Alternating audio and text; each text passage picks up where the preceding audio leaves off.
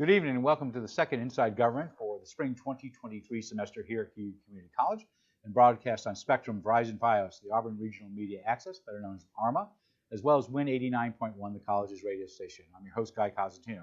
We are delighted to have back in the studio our second runner-up for most visits in the studio. I think the mayor was the first one. Auburn Superintendent of Schools, Jeff Pirozzolo, to give us a district update. He has, since he was last here, the state of New York is giving more aid to the city school district, but he's also received a report about graduation numbers dipping, and he's had some other issues that he's been dealing with, including an HVAC system at his elementary schools that's under repair that was just installed.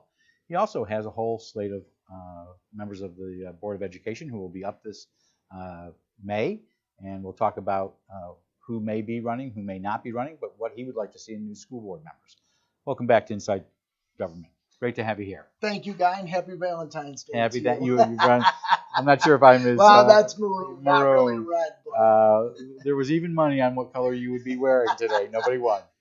So let me start with the news release last week about graduation rates, and I want to be clear on the numbers here. It was reported that the state graduation rate is about 87%, and this is for 2022. And 8 of the 9 districts in the Cayuga-Onondaga-Boces were all above 90%. The one outlier was Auburn at a 74% rate. Is that correct, first of all? It is correct. Okay. So why is Auburn about 13% below the state average? Why is it 16% below everybody else in Cayuga-Onondaga-Boces? Yeah, and again, I think it's comparing apples to apples. If you look at all the small city school districts, the Utica areas, the Geneva areas, the Elmira areas, the Auburn areas, we are, because of our poverty level, we are a lot lower. The one thing that graduation rates don't take into account, though, is our students that graduate in 5 years or our students that graduate during the summertime. These said, I thought it said in the story these go to August. And in May, they were supposed to start changing those to August, but we even have students that graduate within 5 years or 5.5 years. All right, so if you, in your mind, if you had the 5 or 5.5 year rate, what number would that go up to? We usually get around to 80%. Sometimes we've gotten up to 81%. But there's still a gap there. And then when you look at our GED rate, because we have a lot of students that get their GED. You have a program up here. We do. You were here 2 Board of Trustees meetings ago with Mr. Lozani and Mrs. Mitchell, I believe it was, talking about the program. Is that the district's sole GED program? No, we also have one through BOCES as well. The issue was we didn't have enough spots for our kids getting their GEDs, but we also have kids that go to BOCES that get their GEDs, plus they're getting a CTE credit. That's our BOCES. That is our technical programs. So a lot of them get credentials. So some of them may not be graduating with a Regents diploma, but they're getting their GED and getting their mechanical license or, some type of tech certification. So, when you measure success, our graduation rate is low. But if you look at what our kids do over a 5.5 year period, between GED credentialing and Regents diplomas, we're around 86%. But wouldn't those other school districts then be proportionally above that? They may be. Okay. But the reason I ask, because between 2021 and 22, there were a number of drops. Auburn was down 3% from the year before. Jordan-Elbridge was down 2%. Rady was down 7%. Skaneateles 1%. Southern Cayuga another 8%. But again, they were all staying above the 90 range, other than Auburn.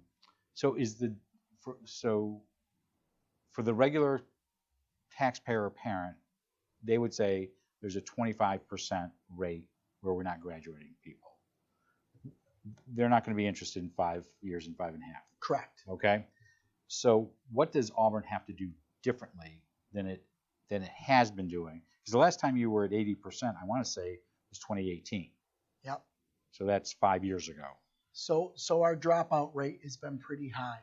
Again, Another thing that you got to take into consideration are the children that come to school. The children that are coming to school every day are graduating probably at about a 96% rate. So we have about a 13% dropout rate, and it's been a little bit higher since COVID hit. I would say most of it is dramatically higher. Correct. Our dropout rate has been huge. So again. So why? So I'm assuming. I think I read a story. It may have been Atlantic or somewhere else. Dropout rate. That gap from COVID is very high because students aren't returning. Students aren't returning, and sometimes we don't even know where they went because they're not enrolling in another school district. So their parents are just pulling them out altogether? So again, if you look at our enrollment had been pretty stagnant for about 8-9 years, right between 4,100 and 4,200 kids. We have 3,800 kids now. We've lost over 300 kids in the last 2 years. You attribute most of that to COVID? A lot of it's due to COVID. Okay. A lot of those kids also could be students that have dropped out and not enrolled anywhere else, which goes against our numbers. So let's go back 5 years. I think I don't say we were joking about this. We were most likely talking about you're the truant officer too. Mm-hmm. I'm not thinking Spanky and Alfalfa here. But, right. But home visits. But you're the home 300. A couple of dozen is different than 300. Correct. So how do you even go to that now? And thankfully, we build up our support staff. So we have social workers now in every buildings, and they are the ones now that are doing that heavy lift of doing a lot of the home visits. We're actually working with the Department of Social Services on creating programs because the kids that we are losing, these kids that aren't graduating, are the kids that are dropping out, or the kids that aren't coming to school. We need help from the community. We need community organizations to help us. How so? Whether we can maybe start up apprenticeships, but we also need help of getting to these homes and getting these parents to be able to send their kids to school. There's a lot of accountability pieces, and there's really nothing a school district can do anymore to tell a parent you have to send your kid to school. So let us just say at this point if you were a ninth grader last year, which was still a COVID period, do you still think we're going to have those numbers in the 70 range, low 70s range for the next 2 or 3 years? I would say so until we get through this. And then do you think in a post, assuming there's no other COVID pandemic issue, do you think those numbers then start to spike up, getting you back towards your 80%? Getting us back towards what our average is, absolutely. Okay. And I think again with Sheriff Gould has been wonderful getting us meetings together, working with the county of trying to get some programs together. In his capacity as chairman of the legislature. Correct. Okay. Correct. Okay. Yes, and he is scheduled a couple of meetings. Camille Johnson and I have attended. She's my assistant superintendent for student services. Really looking at a team approach because, again, it does take a village to raise a child. And we as school employees can continue to go to these houses trying to get these kids to go to school, but we need help as well. So that's why we're trying to reach out to You're not to the extent, though, that if a parent is refusing to have their child go to school, that you take them out of the house. No. Can that be done? Not legally. No, legally. No, I don't mean whether you can do it, whether you have done it. Can it legally be done? I mean, it can get up to that level, but it really hasn't been happening. It's really more of how we can work in partnership with the local organizations and agencies and work in partnership with those families to really talk about the importance of education and a diploma.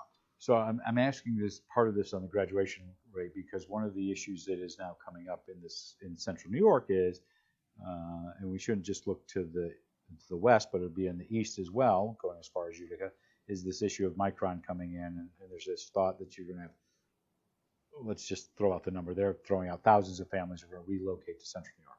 Whether that's true or not, the question does become, does a low graduation number for Auburn make it harder to attract those types of families, which will maybe raise real estate values or other issues, to come to Auburn. Yeah, and again, I guess you can look at data the way you want to look at data. I can tell you that I have 3 children. 2 of my children graduated in Seneca Falls, one with 4 college credits, one with 3 college credits. My son, who graduated here in Auburn, graduated with 42 college credits, only has to go to college for 3 years. The education that we offer in Auburn is top-notch, and it's fantastic. Our staff are terrific. The opportunities for kids to take more things. But unfortunately, when you deal with a 60% poverty rate, unfortunately, your graduation rate may not be comparable to some of the other local areas that don't have those type of statistics and numbers. The reason I asked, you and I ran into each other yesterday here at the campus. The Auburn district is looking towards the micron issue and planning with others. So what's being done on that front from your perspective? Again, I'm sitting on a countywide committee as well as some subgroups. What the conversation is I want my Auburn children to be marketable when they graduate. So my biggest thing that I'm pushing right now is more the curriculum piece. What does that STEM curriculum look like? What STEM stands for? Well, that's the micron, the science, technology, engineering. For those who may not know. Yes. Okay. So we want to make sure that we're bringing that curriculum and that our students are going to be exposed to that, because when Micron comes in, Micron's going to be hiring about 9,000 jobs. They're saying there's going to be 9,000 jobs created. But all of these tier 1, tier 2, tier 3 supply exchange, these companies are going to be coming in. They're going to be increasing another 40,000 jobs. So, there's going to be a huge market here. I want to make sure that our Auburn So you see kids, major curriculum changes in the next 10 years? Oh, absolutely. Absolutely. Will that be locally driven or state driven? I think it's going to be regionally driven. Okay. In our central region. I know that Idaho right now, they have a STEM curriculum that they're Micron is located there. Yeah, and they've developed that STEM program, that curriculum for the elementary schools. Again, what I'm looking at right now is targeting elementary schools, because it's going to take about 10 years to get this facility up and running. By that time, our kids will be getting ready to graduate from our elementary schools. But we're also trying to create pathways with the college. Dr. Durant and I, and Amy Mahunik, my assistant superintendent for curriculum and instruction, have been meeting regularly about creating these different pathways for kids, so that when they're in high school, they can be getting college and high school credits together, but also leading them to a path. So, whether it's nursing or criminal justice or teaching, those are the opportunities we're trying to provide with our kids. But now with Micron coming, we definitely want to look at that engineering type of pathway. So one of the good news pieces has been in the last 14 days, the governor released her budget, and it looks like Auburn is going to get a foundation aid increase of, I repeat this, 22.4. I'll say that again, 22.4% increase in foundation. Is that correct? That is correct. So you're going to get roughly, I looked at the numbers again, almost $8 million more this coming year. Correct. Last year you got $4 million. Correct. What does this mean for the district? I mean, it's huge, but when you look at the course of the last, 14 years, we've lost probably around $150 million in revenue because we haven't been fully funded ever. So this is the first year that we're being fully funded. So that was last year. So this is this the third year of increases? So do you think that stops the increases? That's what we're worried about. That is clearly that. Cliff. Okay. We're worried about that double cliff. Because the formula has not been fixed. Am I correct? Correct. So the thought has always been, I don't think it was Dr. Timms or all these school advocates, you have to either shake up the whole system, which nobody's willing to do because there's always going to be winners and more likely losers, is you just got to infuse a lot more money in the system and not deal with the formula. Correct. So is that what they're doing right now? Well, so right now what they're trying to do is fully fund everybody. Everybody else is still getting a 3% increase. So if you stop and look at it through my lens, we've never been fully funded before, correct? So finally we're going to be fully funded. These other school districts, though, that are fully funded or maybe 22% over what they're supposed to be, they're getting another 3% on top of that. So again, pushing them further ahead, and we're finally at ground zero. So that's an issue that we got to face.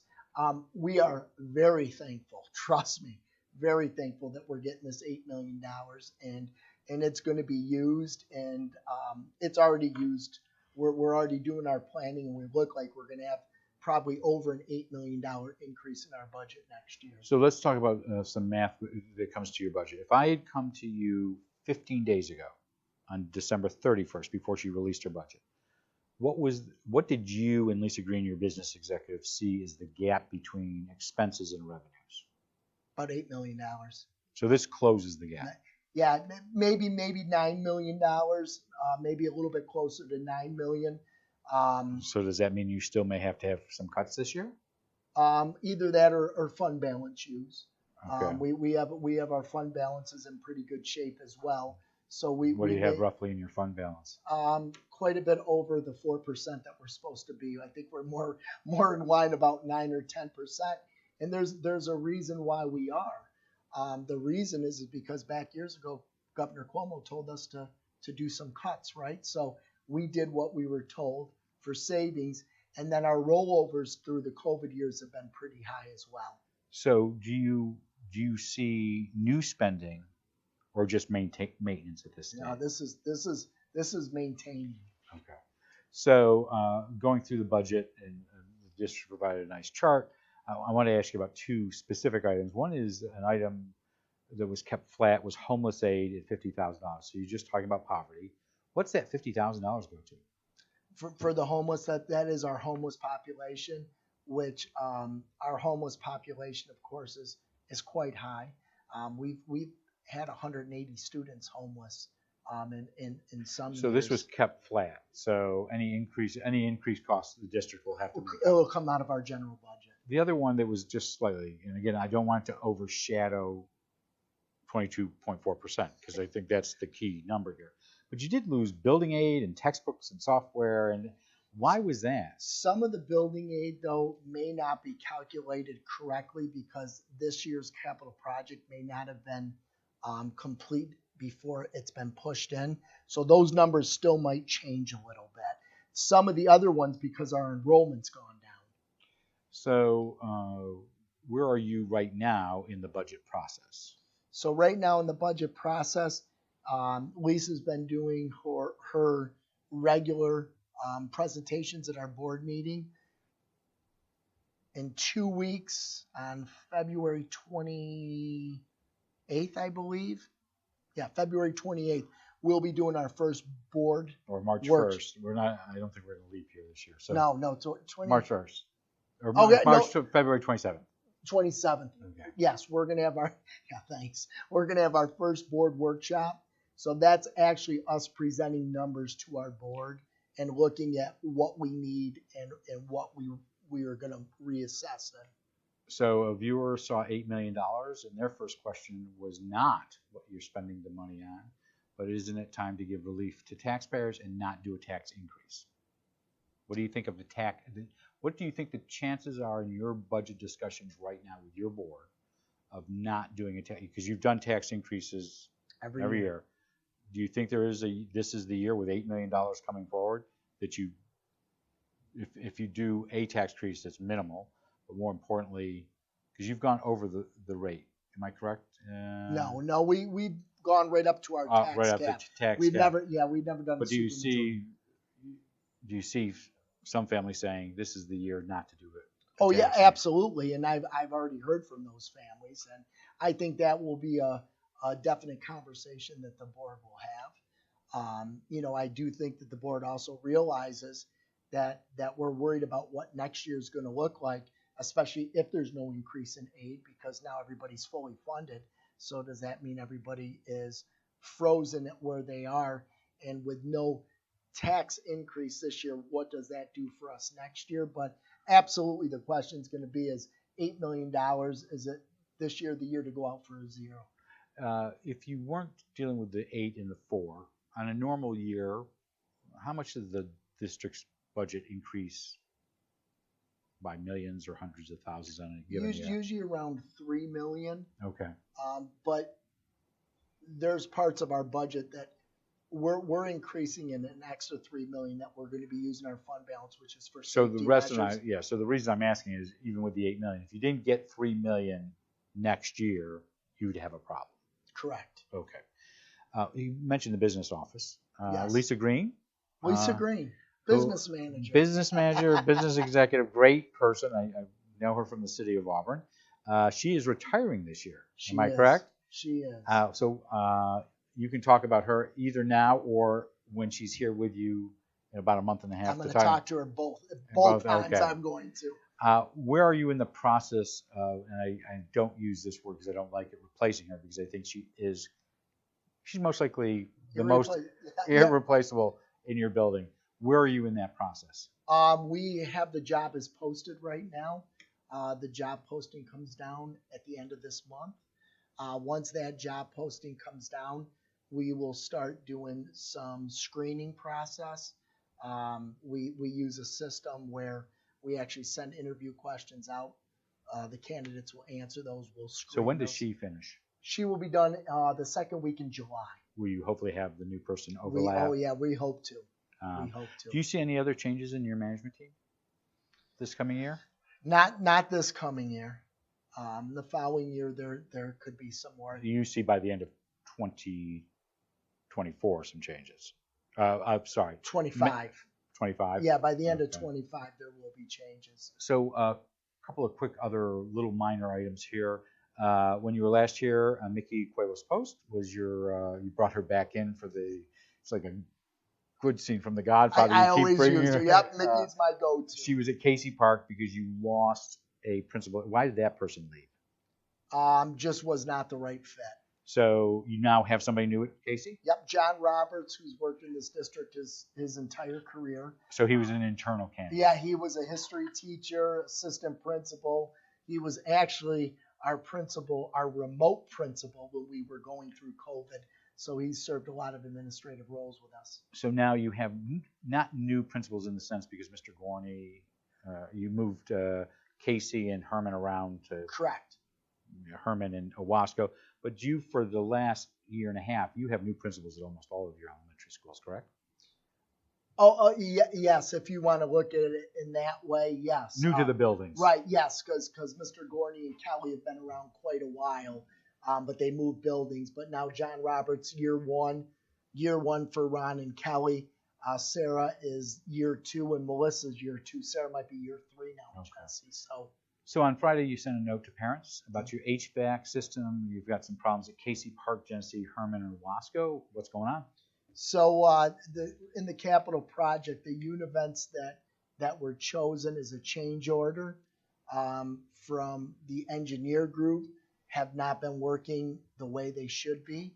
So what we've done is for the last year and a half, pretty much a year and a half, we've let the engineer try to make adjustments and changes according to temperature of the water as well as the valve flow, how much water going through, saying that they could fix all the issues with those different tweaks. We haven't seen any change. So we put pressure on them and said, we want this fixed. Whether so they're in the process. Are the buildings too hot or too cold? Both. Okay. So if you lower the temperature of the water, it's supposed to be 180 degrees. If you're lowering that down to 110, yeah, it might be nice and warm right in the beginning, but by the time it gets to the end of the loop, the water's a lot colder. So they need to either change these univents out or retrofit them. They need to do a fix. So you're looking for a Goldilocks solution where it's just right. Correct. And so you also were very clear in your email that this is not going to cost the public anything. Correct. You also have, this is part of a couple of capital projects you've had. You still have one year worth of projects still left. Am I correct in that? We have this summer and next summer. Okay. So what's this summer's plan? This summer is we are going to be changing out all of the branch piping at the high school.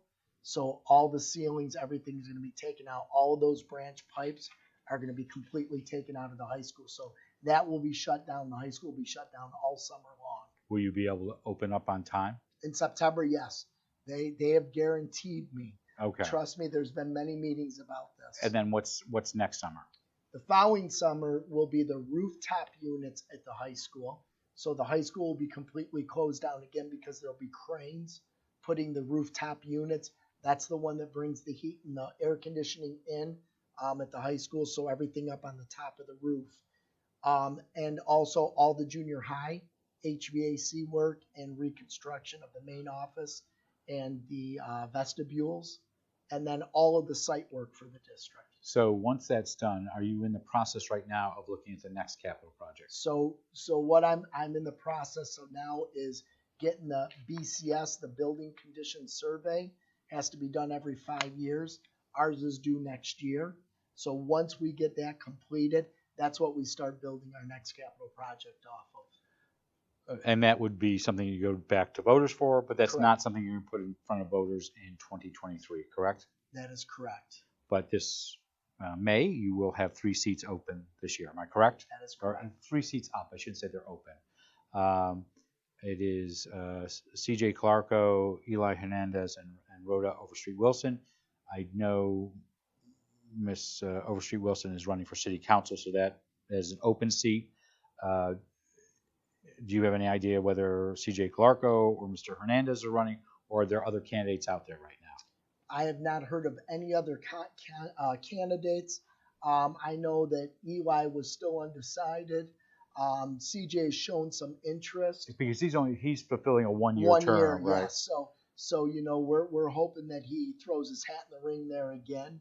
And again, Eli is still undecided, so we're waiting. And people can go see Shelley Major starting when to pick up a petition? In March, and then we'll have people here on May 9th for forum, as long as there's enough candidates. But just a general question: what would you like to see in a candidate, somebody who's running? I know the normal. They believe in they love children. Absolutely. They put children first. What are you looking, either analytically, socially, mentally? What are you looking at for a candidate to run? I'm looking for somebody maybe with that business-like model. If we're talking about Micron coming in and getting these kids prepared for the future, people that really might know that technology piece, the chip that Microns are going to be doing.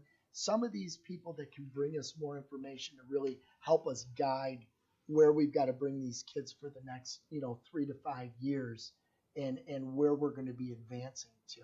So some new creative ideas about those type of experiences. I'm going to leave masks alone, so nobody can get bingo on that. But I do want to ask a follow-up question that we were asked. Last time you were on, there was the talk about getting boosters in the elementary schools for those who were 12 and below. Did that ever come about? No, it's been pretty quiet from the health department. So you were really waiting for the health department to take the lead on that. That's where we follow our directives, and it's been pretty quiet. We had that huge spike before Christmas break, if you remember. I said I wasn't going to bring up masks. We didn't go with masks, but we. Why not then? Because again, I don't know if mask is really going to end what we were dealing with at that time. Because you started school break a day earlier. A day early. Okay. I wanted to make sure that the kids and staff could enjoy the holiday on Sunday and Christmas versus just giving them an extra day. And I knew the weather was going to be horrible and most school districts closed that day anyway. So there was a lot of variables I put in place there. But we have seen a much better route now since we've come back from the holiday seasons. Our attendance is better. So we're real appreciative of that as well. I want to thank you for your time as usual, Superintendent of Schools for the Auburn District. I want to thank you for giving us a district update. Hope you'll be back in sometime in late March or early April to give a budget update with Lisa Green. Looking as you do forward to that. And again, we want to thank the superintendent for his time. We'll be back on Thursday with 2 back-to-back Beyond the Front Page shows. The first featuring Nick's Ride and the work they do, as well as their upcoming event this Saturday at the Springside Inn, which sounds very, very cool. You'll be able to hear more about that on Thursday. We'll also then be joined by Melissa Kangakartner, the head of the Y Camp, and YMCA Membership and Marketing Director Stephanie Bales, to discuss their annual meeting that will celebrate the 100th anniversary of Camp Wyowasko. In the coming weeks, we have among the guests who are coming in Legislative Chairman David Gould, Dr. Adam Effler of the Owasco Lake Watershed Management Council, new Cayuga County Chamber of Commerce Director Amy Fuller, Mike Miller, the new head of the Cayuga Economic Development Agency, CEDA, Father Vasil Kolpanik of St. Peter and Paul Ukrainian Church, Film Director Locke Phillips, who will be doing some presentations here on campus, as well as Cayuga Community College President Brian Durant, among others. If you'd like to let us know questions for them or suggest other guests for Inside Government Beyond the Front Page, you can send your ideas to cozguytho@aol.com. I'm Guy Cosentino for Cayuga Community College. We want to thank you for watching. Be safe, and we will see you back here in the studio on Thursday with the 2 back-to-back Beyond the Front Pages.